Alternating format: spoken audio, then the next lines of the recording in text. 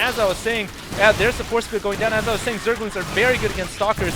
Right now, Whiplash needs more Zealots to deal with this, and Stalkers are getting taken out by the Zerglings. Roaches, of course, very slow without creeps. And it doesn't look like any upgrades have come out for the Roaches yet.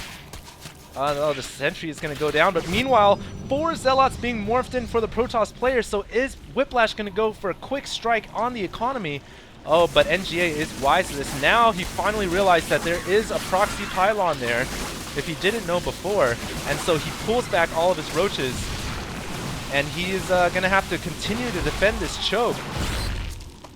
Meanwhile, we got to take a quick look at the Protoss player. Is he teching? No. No tech buildings, no Stargates or Citadel. Excuse me, Citadel. Yeah, buildings to build Templars. So right now, the Protoss player continuing to work on Stalkers. The proxy pylon does get taken down. So finally, NGA can breathe a sigh of relief, and we haven't really seen anything coming out in terms of upgrades. For NGA, no Roach upgrades and no Burrow upgrades either, interestingly enough. Finally seeing a Spire come out. And so while these two players are Platinum ranked, if they were at the Pro level, we probably would have seen a Spire being built during that battle, and then a Mutalisk quick engagement, or perhaps in terms of the Protoss army, we would have seen a Stargate come out and some Void Rays quickly attacking the main base. But as you guys can see, now that both players don't have to pay attention to the army battle, they are building up their units, and right now Zerglings are coming in to quickly take out this expansion. Are they going to get the Nexus down? Zerglings are not going to get the Nexus down. They are going to get pushed away. The probes even getting in the battle there to help save their mother Nexus, but almost getting taken out as the shields slowly, or actually quickly, regenerate. So meanwhile, let's go ahead and take a look and see exactly what the Zerg player's strategy here. What are his plans? It looks like he's going to do a full tech switch into Mutalisk because he hasn't been using his resources, and he's probably going to use all of his resources right now for Mutalisks. We'll see. No, he is going to build another hatchery at the 9 o'clock, which is going to give him gold income, but what is he going to do with this money? And is it Mutalisk? Yes, it is going to be Mutalisk coming out probably around 6 or 7. And the Protoss player, of course, is not aware of this. Does he have an observer out? Yes, he does have one observer, so the observer is going to make its way inside the Zerg player's base just in time to see the Mutalisk come out, and we'll have to see how quickly the Protoss player can respond. Keep in mind, sentries are really, really good, and Stalkers almost as good at taking out Mutalisks. And actually, this might be a really bad idea for NGA, because NGA knows that the Protoss player is very Stalker heavy right now, so I'm not sure how effective these Mutalisks are going to be, and Zergling speed actually being researched as well.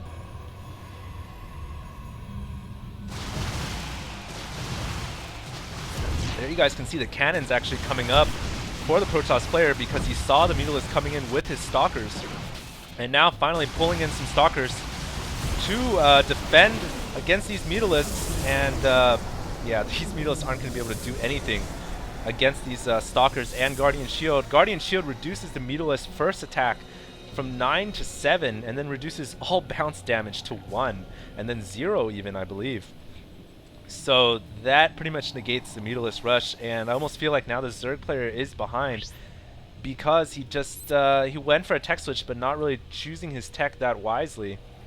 But he, on the other hand, he does have the Protoss player on the back foot, and now he is going to be able to start getting some income from the 9 o'clock. So perhaps he will out macro the Protoss player. We'll see.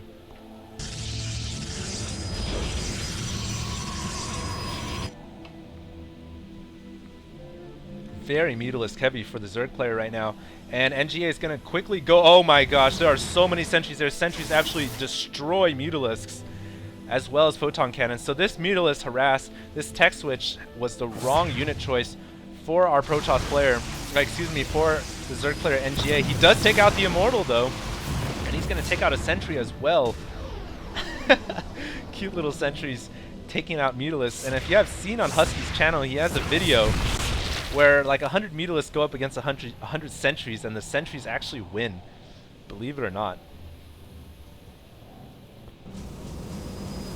Continuing to warp in more units, and finally this 9 o'clock getting saturated with some gold. So right now Whiplash can't allow this expansion to go up without a response from his side, because if he doesn't do anything soon, he's going to get out macroed by the Zerg player. The Zerg player NGA is just going to have a better economy, more army units, and he's going to eventually overrun the Protoss player.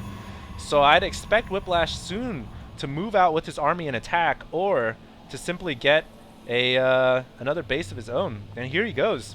Actually going to move out with an Immortal in the front. Immortals are the heavy counter against Roaches, by the way, guys.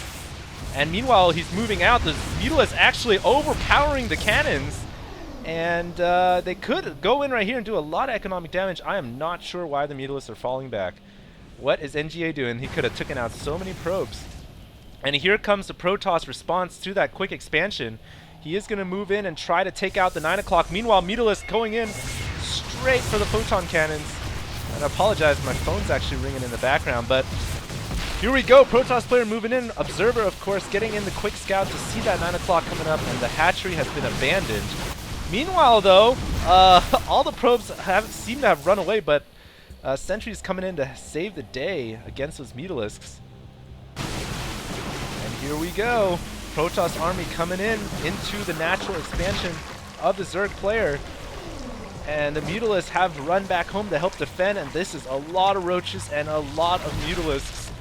This is going to be a really good battle, but keep in mind, guys, Sentries are so good against Mutalisks and air units in general. Wow, all those Overlords getting taken down. Overlord count for the Zerg player heavily in deficit right now. Zerg player cannot reinforce his army until he builds more Overlords, and a lot of force fields going down all over those Roaches. The Roaches cannot get in range. A huge circumference of force fields preventing the Roaches from coming in, and the Mutalisks are getting focused by the Sentries and Stalkers. All of these Mutalisks are going to go down. Oh my gosh, the Roaches cannot get in to help the main army, and the Protoss player is going to win the game. He's going to win the game. There's nothing that the Zerg player can do right now. NGA cannot even produce...